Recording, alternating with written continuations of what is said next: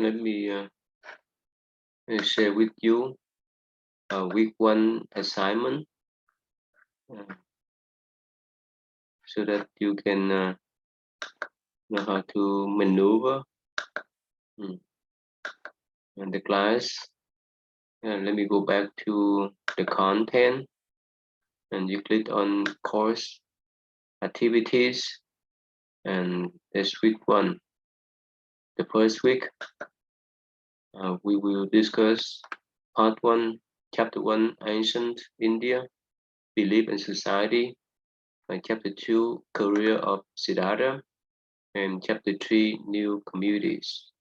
So here you can read the to-do list, read the weekly requirements, go to the assignment, and respond to 1A and 1B, go to the forum discussion, post your weekly question 1A and 1B. We will have our first online meeting. That's on Thursday, June 10, between 11:30. Sorry, should be AM, not PM. Let me fix that. Should be AM.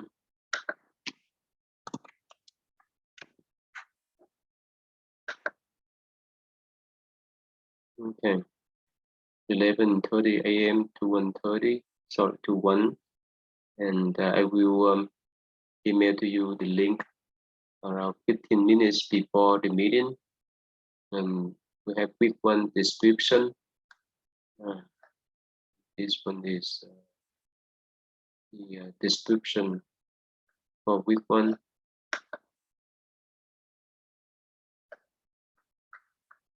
Okay, so learning objective.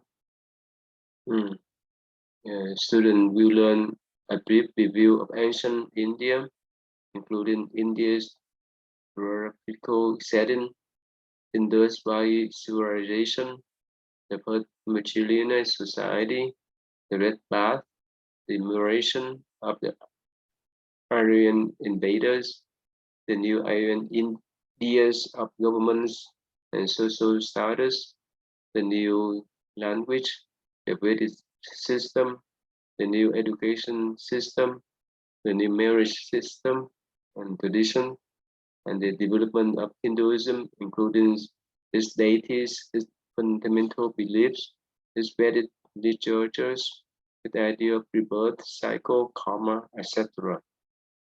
And so that's the first part of the objective. And in this week, uh, you will study about the life of the Buddha, including his kingdom and parents, his miraculous birth, how he was considered a will turner, his youth and marriage, the foresight that changed his outlook on life, his determination of going forward to become monks, his practice of self-mortification for 6 years, and how a young mate's food offerings helped him to regain his strength, and his determination for spiritual enlightenment, and his final awakening. So it also comprised the Buddha's missionaries' works after his enlightenment, and the continuity and the spread of his newly established religious communities after his death. So it will cover the Buddha missionaries' work, his activities in daily life, his miracles, his two primary disciples, his great monastic disciple, his important late supporters, his important royal supporters, his main opponents, his first Buddhist known followers, his last meal, the division of his relic, and how people through many centuries defeat him, the continuity and spread of his newly established religious communities after his death, the creation of the Buddhist councils, the structure of the Buddhist monastic pension, the restoration of the Sangha, that's been the monastic communities, early Buddhist lay communities, and you also learn about the early Buddhist supporters, like early Buddhist emperors, the conversion of Emperor Ashoka, Ashoka devotion to the cause and the spread of Buddhism, and his death and legacy. So he is the most eminent Buddhist emperor. How he convert to Buddhism, how he contribute to the global spread of Buddhism. His edicts and pillars around India, how he was considered as the righteous king, and how he construct uh, uh, the arts and literatures that still preserved to today. So let me go back to the first week.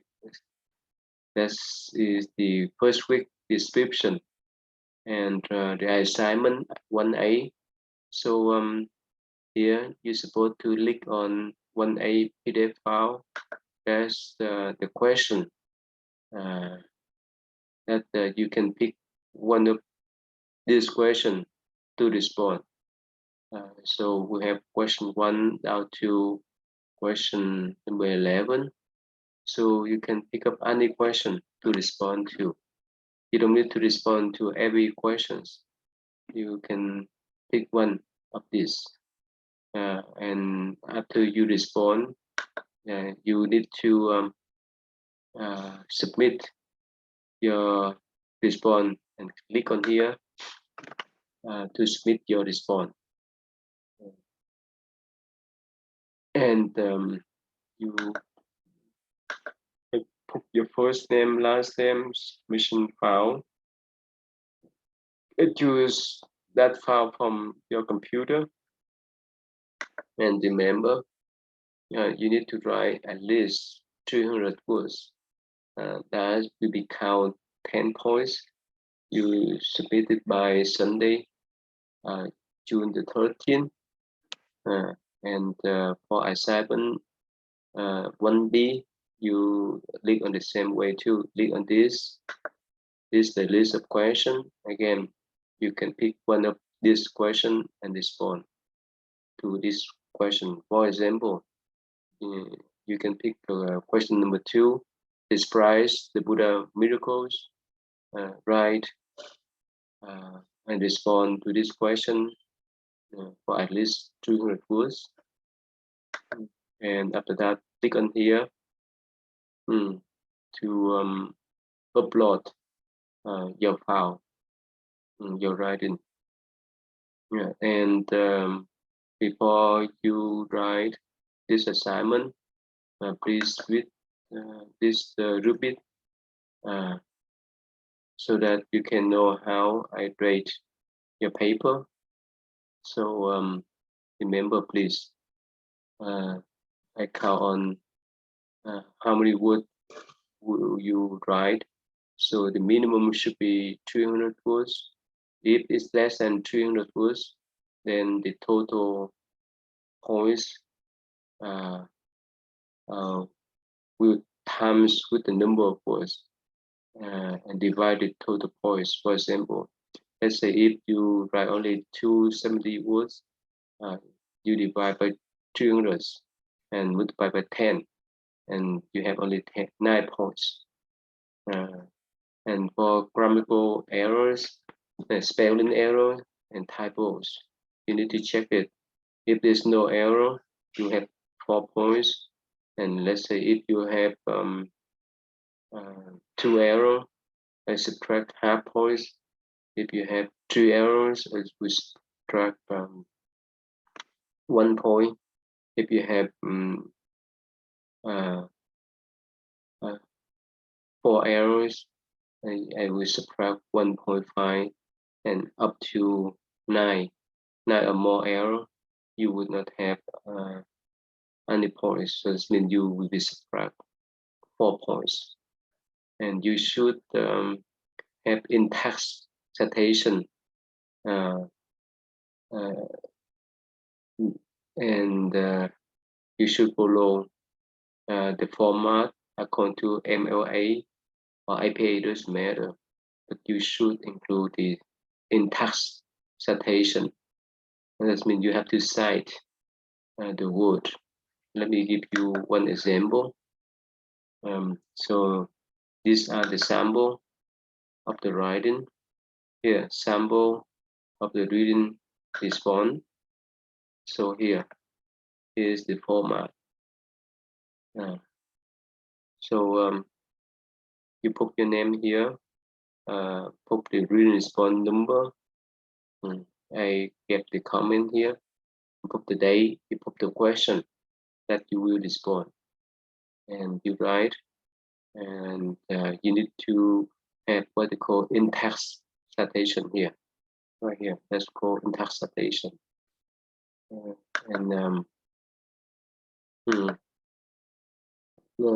Biographical reference format according to MLA of IPA doesn't matter.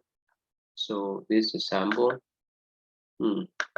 So this one is the list of biographical reference.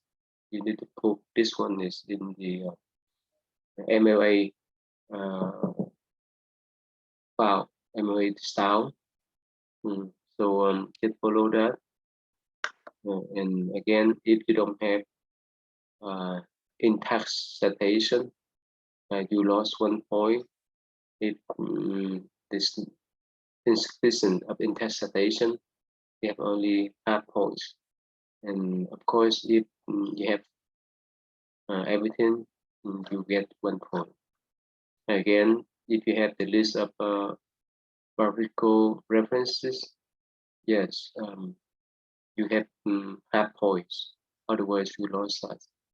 And I count on how you organize your writing, the clarity of your writing, and of course, you put your views on your writing. And talking about the plagiarism.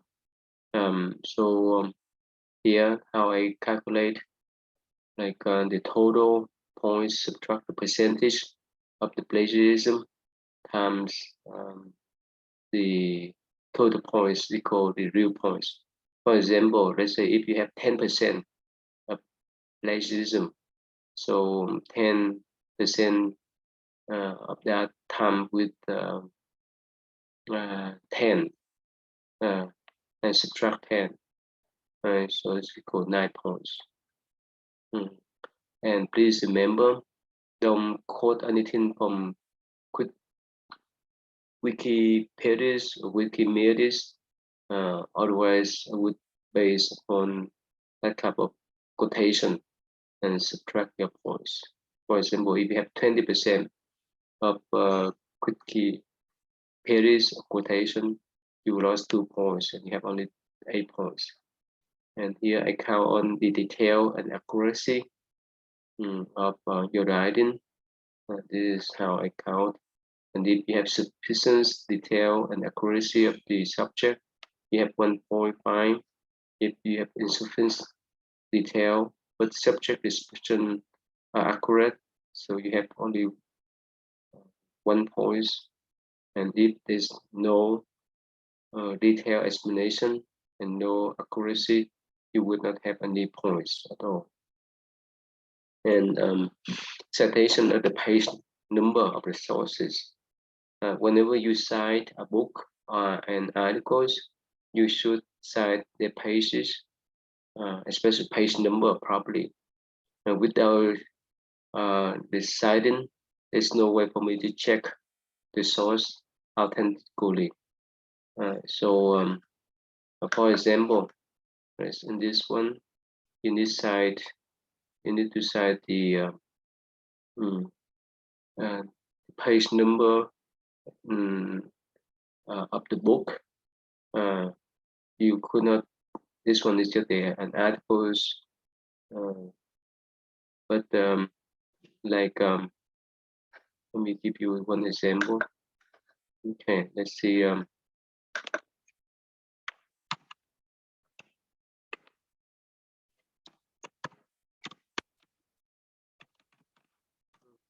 I go to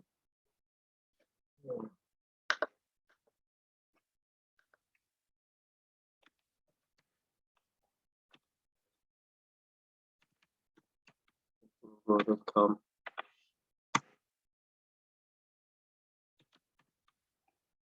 Oh, googlebook.com here. Okay, and it have the book Buddhism um, illustrated guide. Okay, I click on here. Let's say mm,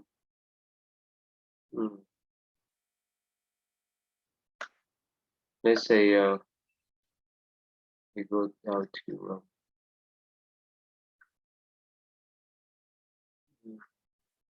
let's say a site something from page number 14 and uh, and, enlarges you can see. So let's say if I cite this information, the untouchable in India, um, um, Mahatma Gandhi, he referred them as children of the God. So if I cite that, I have to cite the page number clearly.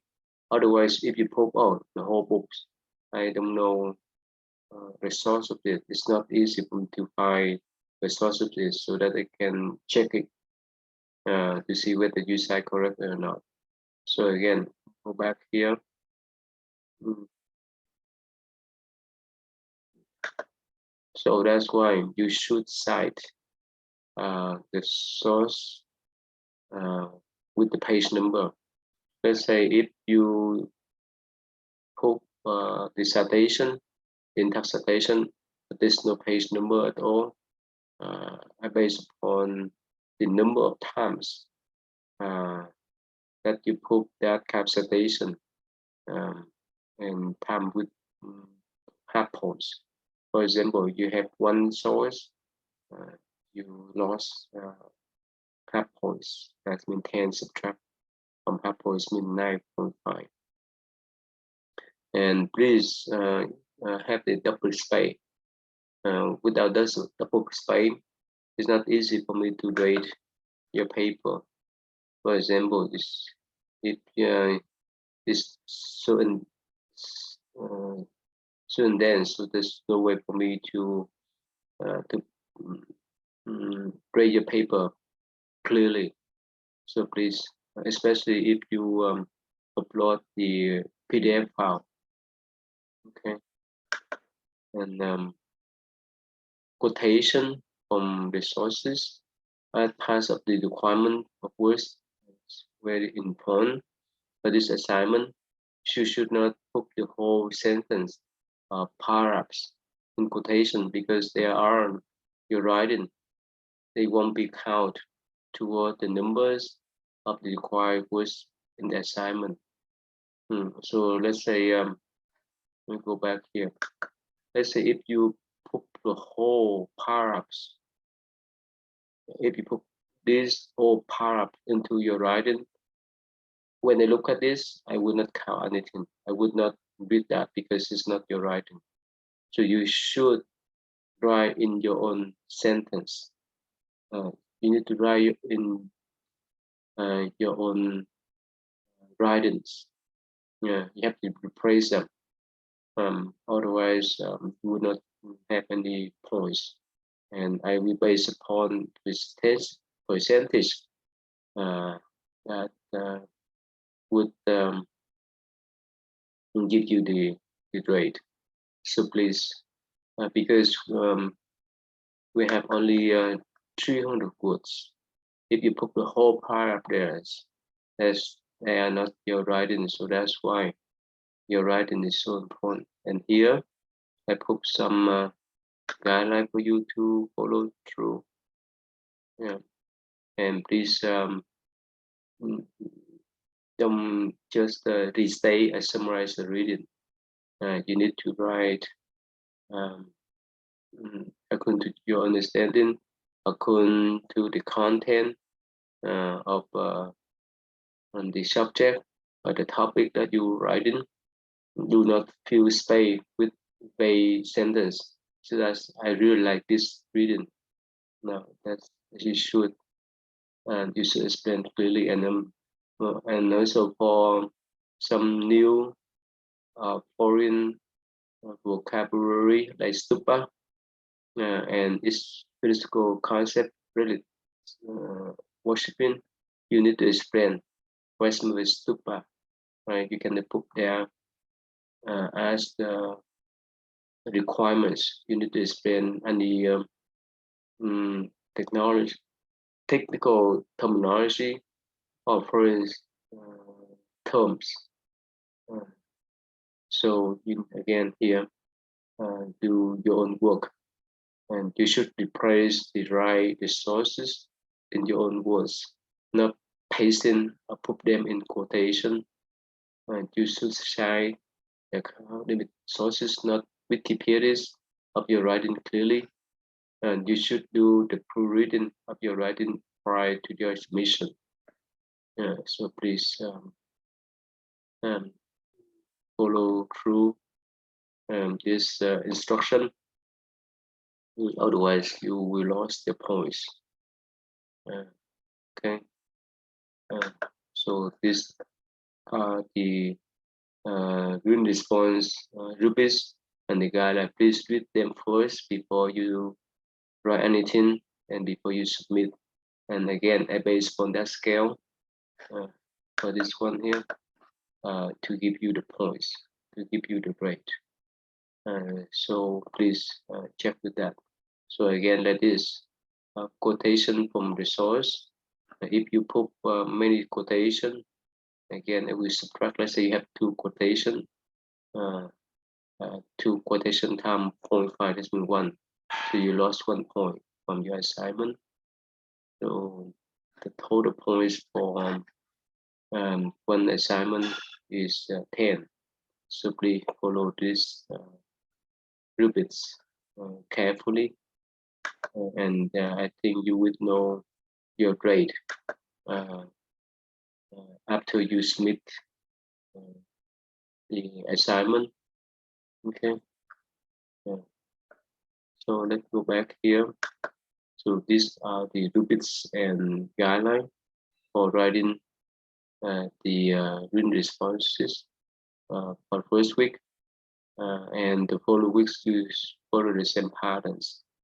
Nothing strange, nothing be surprise you, and that is for your own writing. So one more time, please pick any question from the list to respond to for the recent response 1A and 1B. And since this is sometimes summer session, so I compress the assignments in 2 instead of 1 in the normal session. And for the sprint, every week they have 1 written response, 1 posting to the question, and 1 writing about other people posting. But here, because we have only 2 months summer session, so I compress them. So here, when we talk about the forum discussion, you click here and click on create thread, and here you can watch these video clips. After that, you summarize the meanings of this clip and explain the impact of those posts and so forth. You can share the experience, and of course you can respond to question number 1, number 2. So if you want respond to them all, that's great. As long as is has about 75 words and above is okay. So after you respond to this question, the question I hear and another question here, and you read your friends posting, and you pick up any person from your classmate to write comment on those student posting. Again, at least 75 words at the minimum.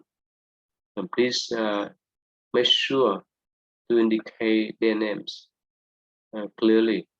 Otherwise, I will subtract half points from your.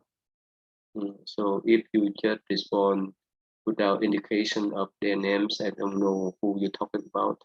You need to put their names. Okay. So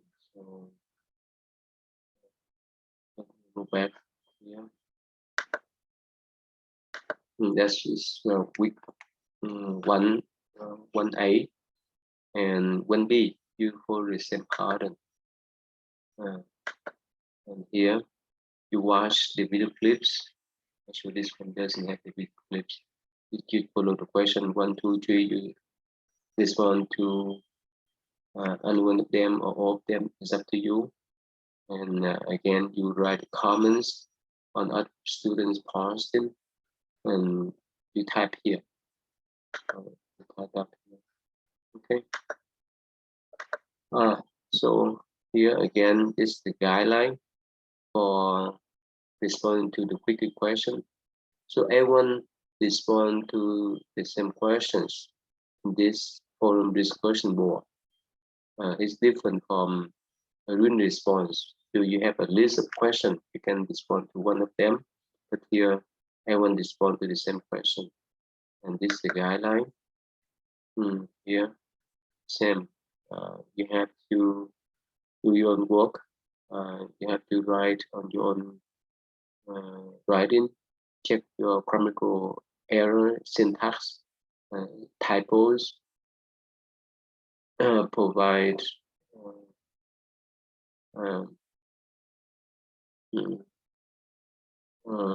your creative ideas and comment about the question. This is for your, so you respond to the weekly questions, and after that you write a comment on other students the same pattern too. So please remember to put the names of your the student that you wrote your comment about. Okay. So that's one. That's for the first one, first week. So basically, again, the assignment for the first week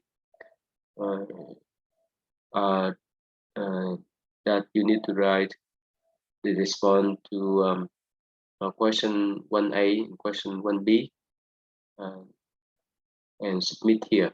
Click on here, and before that, please read the rubrics and the guideline.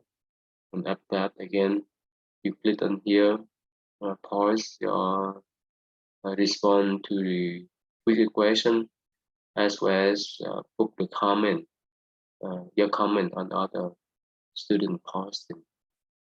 Okay, so every week you follow the same pattern, nothing strange. Okay. So let's go back to the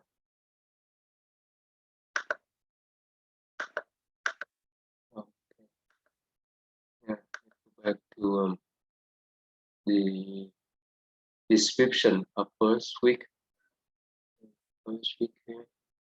Okay.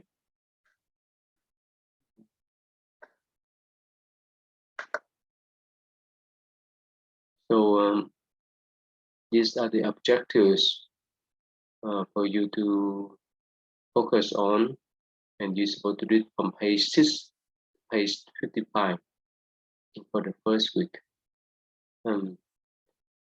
So you learn the brief review of action India, include in India critical setting, Indus Valley civilization and so forth that I mentioned recently. So here's are the video clips that you can watch uh, to see how Indian civilizations came about. Okay, let me play for you.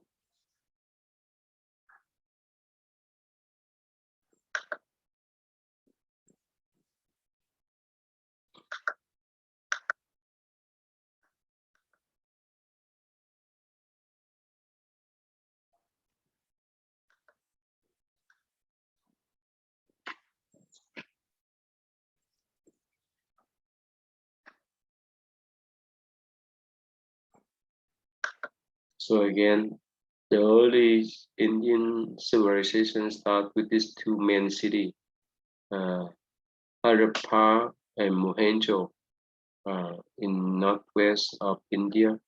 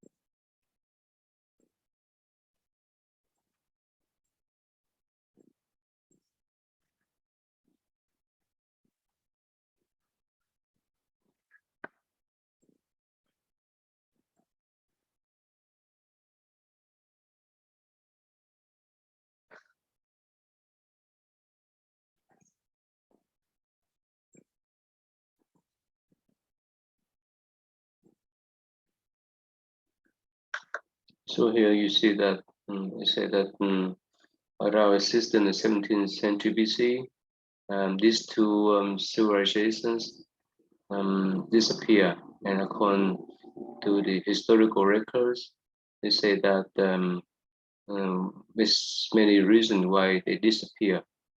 So one of the reasons is the earthquake or the soil losing the nutrient, according to this video clips explanation.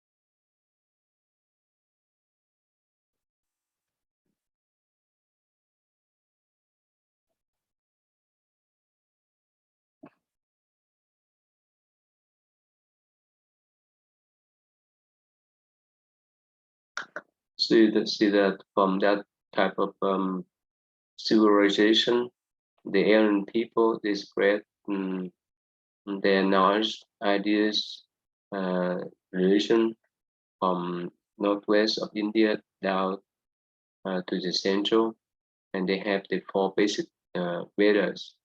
Uh, these are the list. Rig Vedas, we talk about deities, cosmology. Yajur Vedas, worship and rituals. Sama Vedas, song and chant. Uh, Atharvaveda Veda, the Melis's life.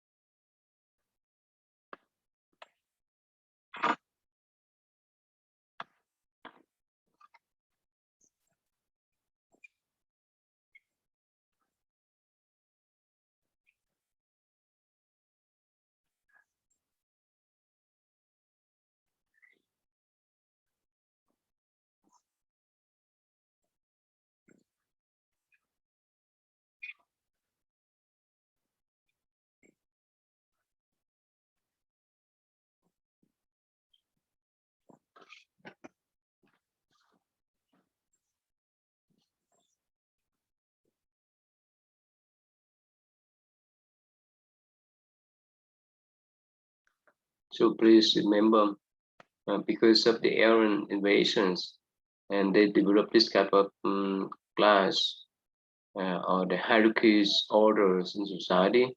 Again, this the Brahmin is the Hindu India priest, Brahmin priest. The Kashitra is the class of the royal families. The Vaishya is the class of the merchant and business people. The Shudra is the servant, and the last one untouchable. And remember, this type of social hierarchies, orders, tools assist nowadays.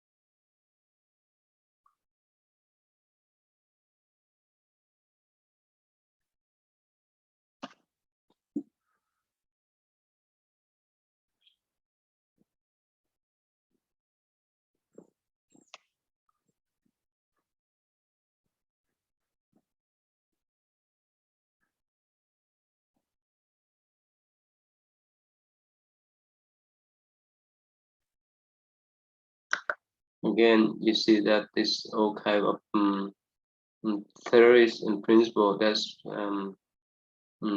discussed in this Vedas, including the birth and death, the cycle of birth, uh, and Atma, that's the ultimate supreme being, the Brahma. So these are the idea, principle that you should know before move on to study about the history of Buddhism. So let me skip here. I think please, if you have time, watch the whole video clips. And there's some uh, misunderstanding about Buddhism. So in these video clips, this somehow discussion about that kind of misconception or misunderstanding about Buddhism. You can watch to skip this.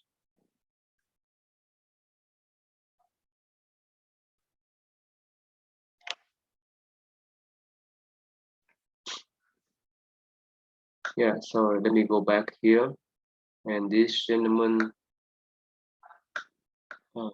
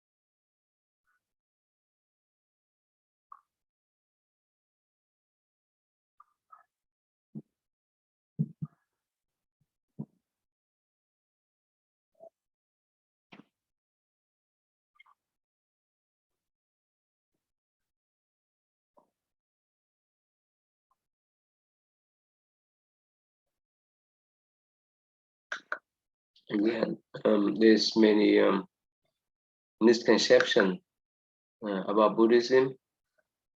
So I here he's mentioned about the basic Buddhist teaching, what we call Dharma. But Dharma in uh, Hinduism considered as the duty, the responsibilities of the people of different class or caste need to follow. So there's many misconception about Buddhism. Since we don't have time, so I don't want to play the whole things. You can watch it. One of the misconception is that um, uh, uh, especially in the West, many young people they think about um, the martial arts, and actually it's happened to me too in many occasions, not one, not twice, many times. That some uh, young people approach me and ask if I know kung fu. That's one of the misconceptions. They think Buddhist monk should know kung fu, uh, and all kind of misconception. So I think this video please could explain uh, in some way to clarify about those misconception. So this the gentleman is the bachelor. He wrote the book Buddhism Without Belief. That's why I pause this video clips for you to view and move on. When we talk about the life of the Buddha, this I paused two version. One in the short version, one is the long version. Short version is like the animation. Long version from the poor from BBC documentaries. You can watch this one just only 9 minutes. How Buddhism start, especially with the Buddha, the historical figures that live in India more than 2,500 years ago.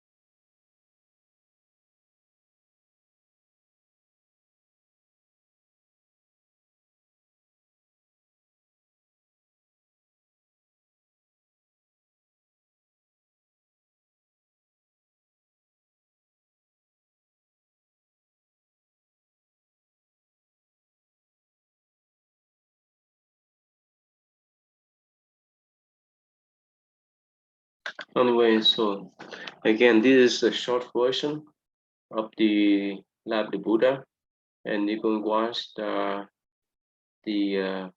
BBC documentaries about the Life of the Buddha. Mm, and again, like you see, the Buddha was born in northern part of India. Now it's become Nepal.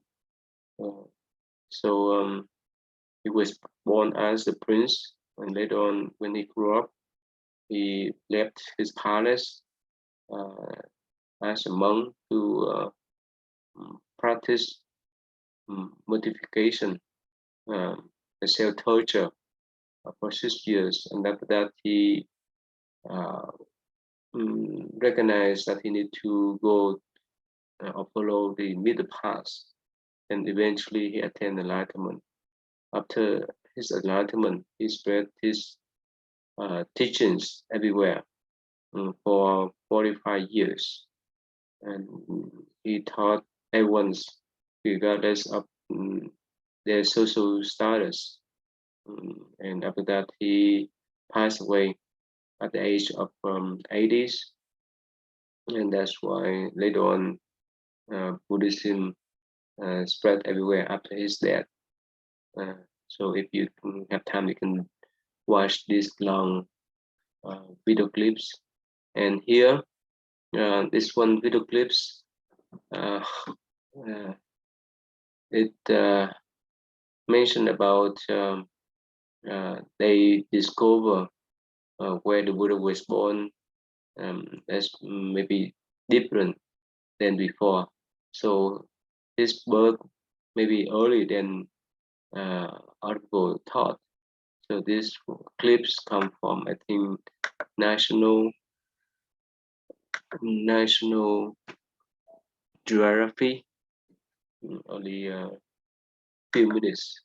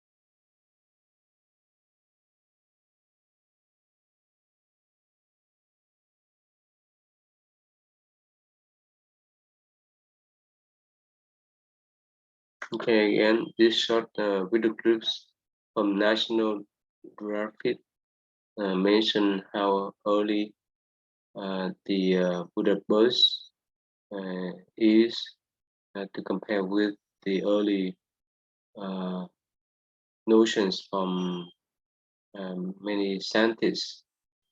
So again, we could recognize as this a historical Buddha that's appeared in India before, and even these scholars or scientists still debate on his birthday.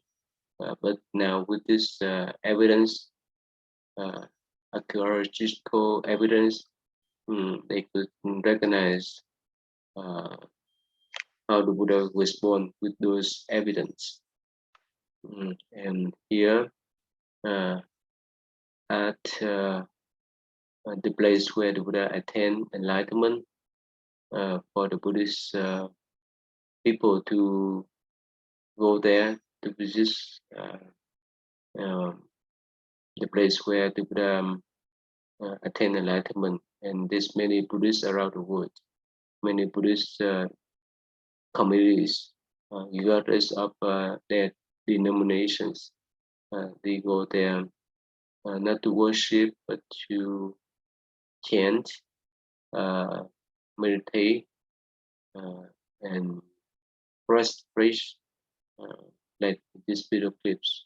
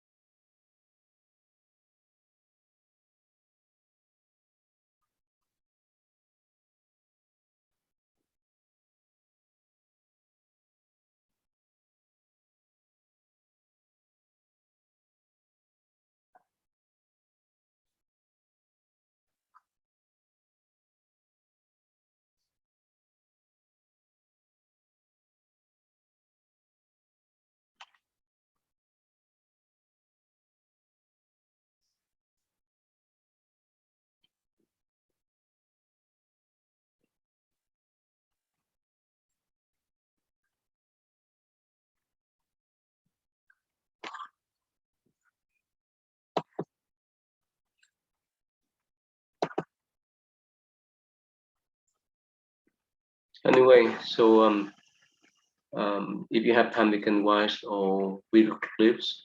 And this is one of the place where people can visit. And basically, before the Buddha passed away, he mentioned that there are four places that the Buddhists can visit to remember him and his teaching. And the first place is Lumbini. Let me type for you. You can follow. The four Buddhist holy place or sacred Buddhist holy places, and show you here. This one here. I think. Okay, right here. You see this? Lumbini is where he was born. Bodhiyaya, where he attained enlightenment. Sana is where he attained he taught the first 5 months in Kushinaga, where he passed away. So these are the 4 main Buddhist places that the Buddhists should visit. So here, this is the place where he was born, what they call the Lumbini. This is the place, Bodhayaya, that's we just watched that video clips, where he attained enlightenment. And this is Sanet, or the Deer Park, where he gave the first teaching, the Four Noble Truths, Eightfold Path. And here the Kushinaga, where he passed away or entered Nirvana. So these are the 4 holy places that Buddhists need to visit. And besides that, it's all kind of holy places in India that was established later on by Buddhist king, especially Ashoka.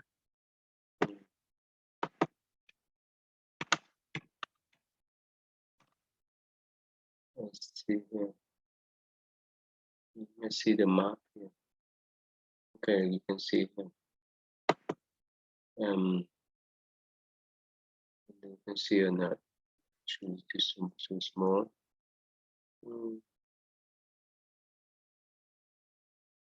Okay. Anyway, so there's a lot of Buddhist holy sites that for Buddhists to visit. Okay, and these are the place not part of India where Buddha spread his teaching around. Okay, since the time is up, let me stop here. And when we talk about the Ashoka, we go back a little bit. Let me skip this one here.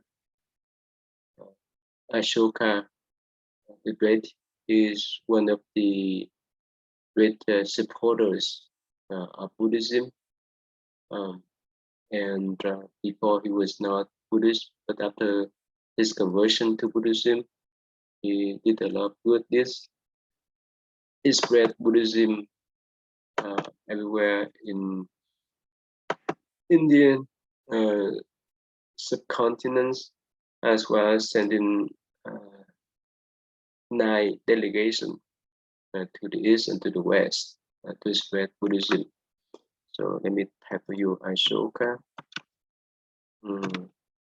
Buddhist edit here. Yeah.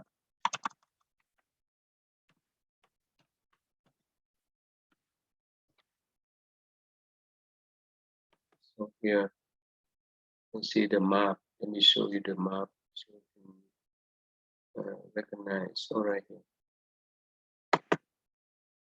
here's all the places around India that he put red. All right, this one is for you to see clearly. So you see the triangle sign, and that's where he put the Buddhist relics and stupa, and the pillar is still exist nowadays, especially the 4 places that we just mentioned recently: the place where the Buddha was born, the place where the Buddha attained enlightenment, the place where the Buddha first gave teaching, and the place where he passed away. So this one is not in English. Let me find in this one. Yeah. Okay. Yeah. So these are the pillars that he erected around India.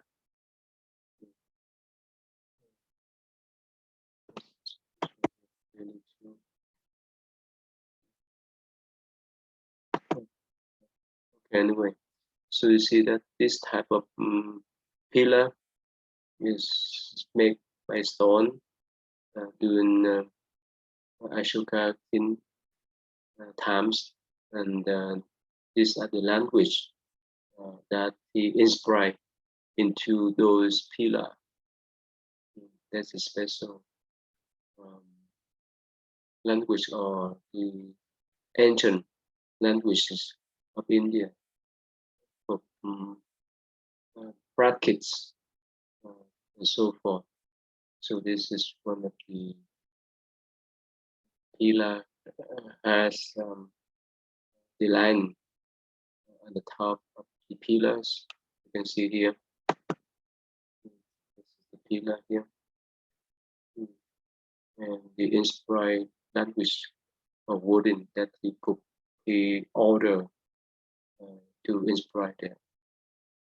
And this one of the famous Buddhist stupa in Santi.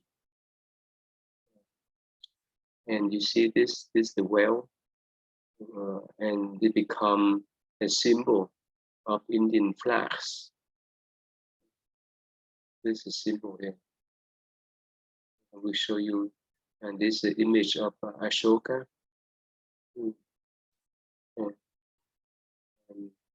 this is explanation of Ashoka pillars, how they make it. And let me type for you to see and compare Indian flags.